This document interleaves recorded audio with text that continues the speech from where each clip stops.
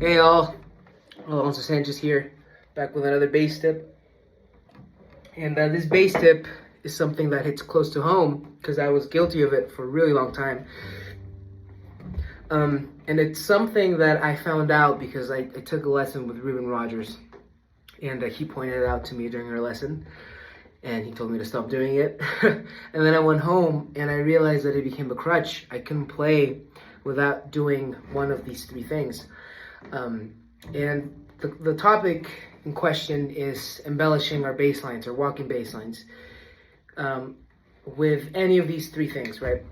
So embellishing our bass lines with like the skips and the hops and the little hiccups, any triple Eddie type of idea like the bucket of fish, and pull-offs, right? So those three things, those are embellishments that we as bass players use on our bass lines, but sometimes they're too much, right?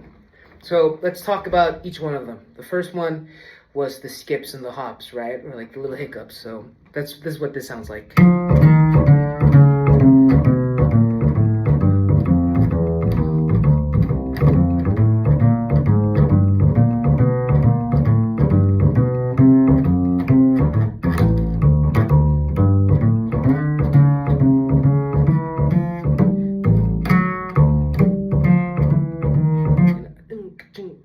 On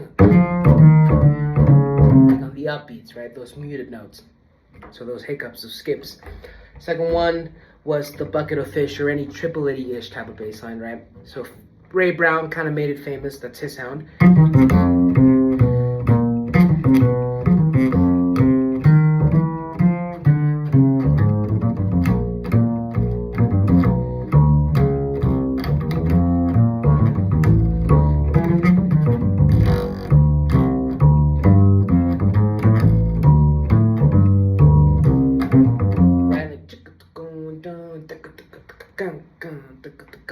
Any triple Eddie, right? Finally, pull-offs, right? Pull-offs are real fun. I like doing them too. I was guilty of all three of these, by the way, so.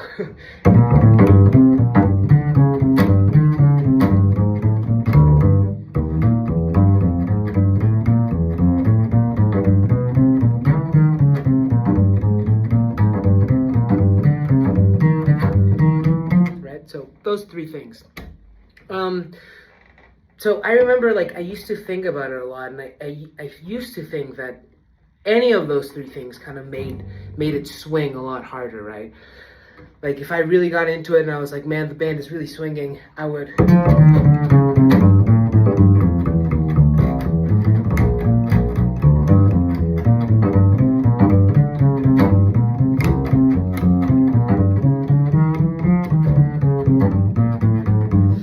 But the reality is, it kind of actually takes away from the pulse, right? It doesn't actually make it swing any harder. It just takes away from the actual quarter note pulse. And as a soloist, I've asked a couple of soloists before about it, and it kind of gets in their way. It kind of bothers them, to be honest, because instead of just hearing...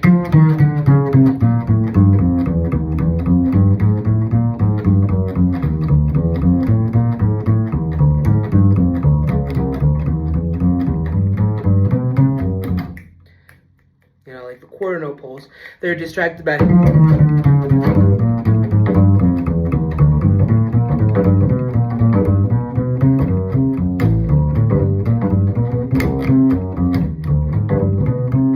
just too much going on, right? They can't, you're filling up, as a bass player, you're filling up too much space when it's not your turn to fill up space, right? It's the soloist's turn to fill up space.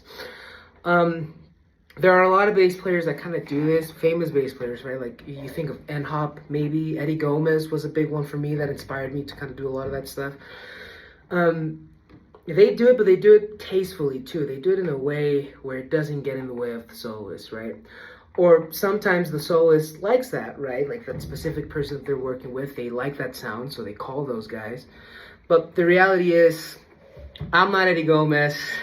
I'm not N-Hop, you know? And, you know, maybe you aren't either, unless you are Eddie Gomez or N-Hop, hello. But you're not either, right? So a lot of the times people just kind of want to hear that nice quarter note pulse. And there's nothing wrong with using those embellishments once in a while, right? Like if I'm doing a blues,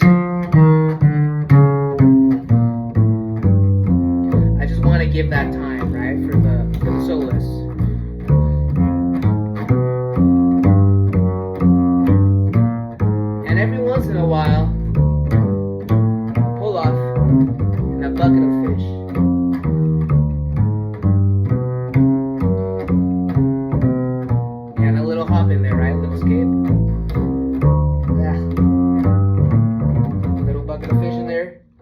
Yeah. But it's mainly just the quarter note pulse, right?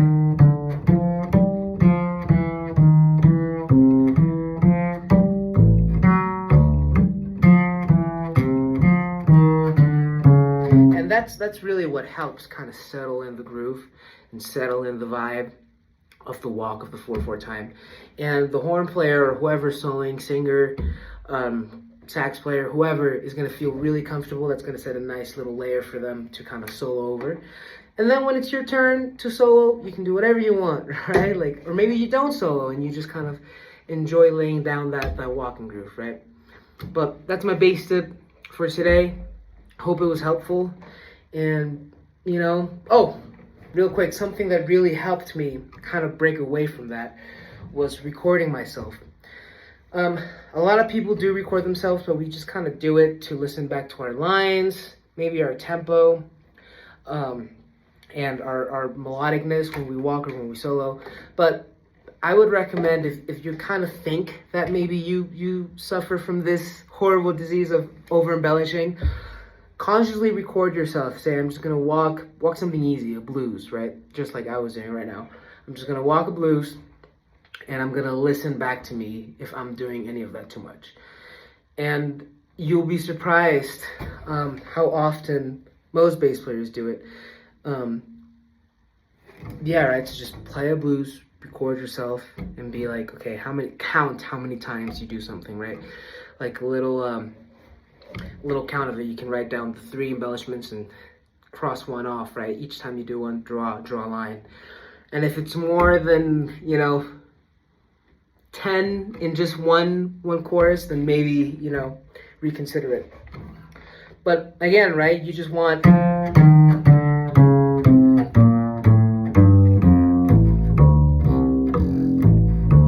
pulse.